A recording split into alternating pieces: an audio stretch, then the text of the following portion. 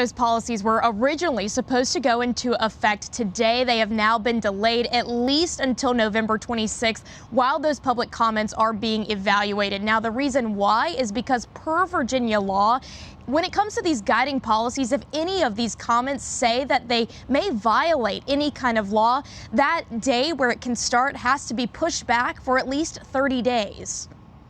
Virginia has spoken. 71,298 submissions about the proposed 2022 transgender policies. Thousands of conflicting comments poured in. I think the volume of comments that have been submitted just demonstrates exactly how important this issue is to so many Virginians.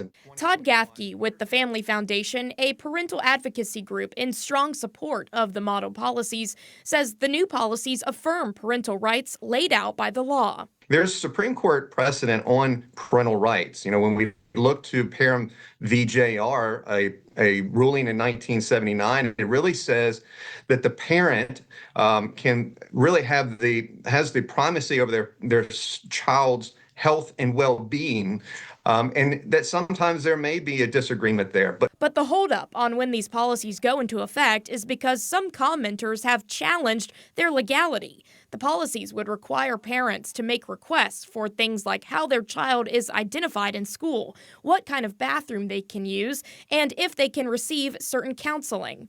Educators would be required to tell parents if a child wants such changes to be made. These proposed policies appear to have been developed without reference to any social-emotional pedagogy, mental health expertise, or public health foundation, but rather merely to further a political agenda.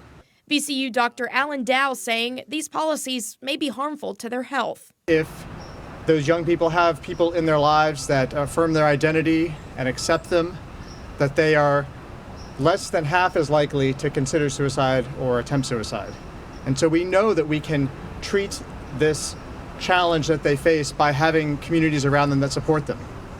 These model policies do not support that, and they will hurt these young people.